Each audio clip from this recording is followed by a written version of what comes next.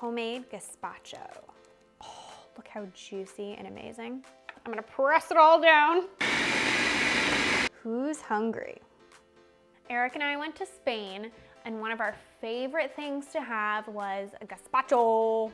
How could you not like gazpacho, and how could you go to Spain without having gazpacho? I had gazpacho so many times. I was trying to figure out what is the key ingredient in this authentic gazpacho.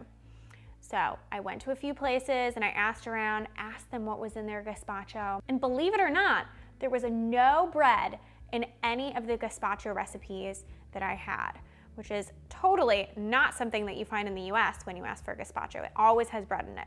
So today I'll be showing you how to make the gazpacho that I had in Spain with no bread in it, using only olive oil to thicken this beautiful tomato soup.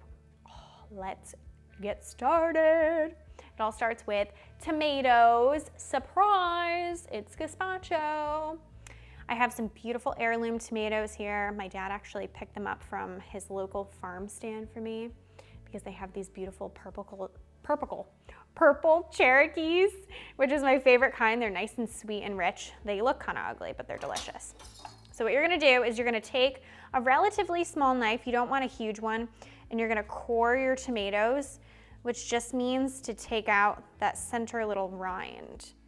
Pop it right out, because this is the tough part. There's even a little leftover right here. And then you're just gonna chunk your tomatoes up. Oh, look how juicy and amazing.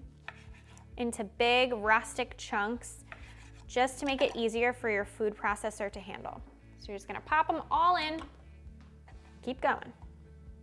All my juicy tomatoes are in my food processor and I wanna just eat them whole. And I'm gonna take the next ingredient here, which is Anaheim peppers or Cubanelle peppers. This is basically just an Italian pepper. It's a little bit more mild and it's just really classic in gazpacho. I'm gonna go ahead and add those right in. So then I have a cuke. This is another classic in gazpacho. Can't really tell you why it all works together, but it really does work all together. I got some garlic. Pop those cloves right in there. And then finally, I'm gonna take some red onion. Again, just cube it up and throw it right in here.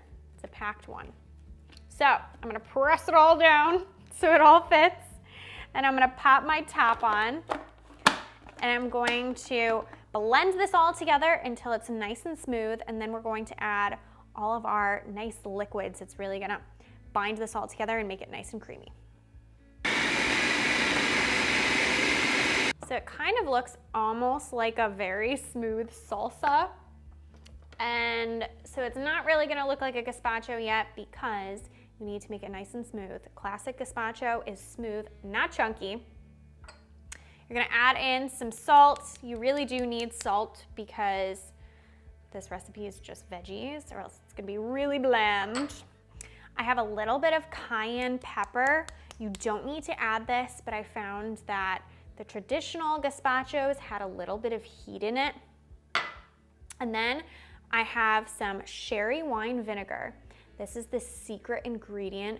This is just going to play up the acidity of the tomatoes, really make it pop, and sherry is just perfect to do that. And then finally, I have some extra virgin olive oil. It looks like a lot, but this is going to make your gazpacho creamy. You need to add quite a bit in there, and you'll actually notice that your gazpacho, the color of it, is going to depend on the color of your tomatoes and also the color of your olive oil. If the olive oil is more yellow, you're gonna notice it's gonna change the color of the gazpacho. If it's more green from different regions and countries, you're gonna notice that it actually changes the color a little bit. So I'm gonna go ahead and blend this until it's completely smooth.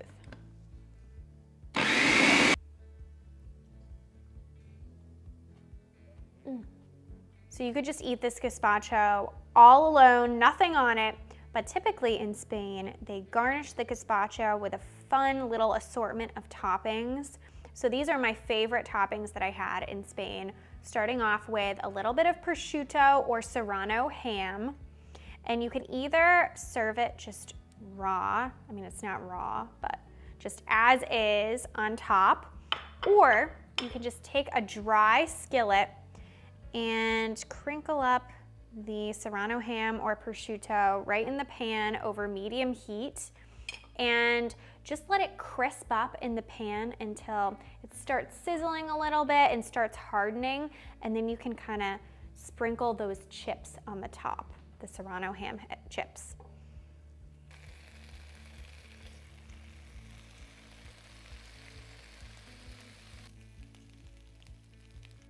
So 2 different ways here. I have gazpacho in a bowl, very, very standard, just like you're having a bowl of soup. And then I have a little gazpacho shooter. You can use a little shot glass or even an espresso glass and add the gazpacho in and then put toppings on that. Really, really fun for an appetizer. So this is how I love doing it. I have a little bit of olive oil. You want to add just a fun little zhuzh of olive oil to the top, and it kind of sticks on the top of the gazpacho and really just pops. It's so beautiful. And then I'm going to add a little bit of hard-boiled egg. So hard-boiled egg and gazpacho, really, really classic. When you mix it into the soup, it adds a nice creaminess. Oh, it's just so good. Super traditional. So I'm just gonna take my hard-boiled eggs. I have a recipe for them on Tastefully Grace if you don't know how to make perfect hard-boiled eggs. And I'm just going to add the hard-boiled eggs right to the top. You can even crush them too. And then I have my crisps. They're nice and crispy and chewy all at once, a little pop of salt. And you can just add little pieces all around just like this. And then the final garnish, some fresh garden chives, a little pop of green goes a long way. And I'm gonna do the same thing on the top of my shooter, just like that. So instead of being boring and taking a spoon to this, it's time for a shooter. Let's try.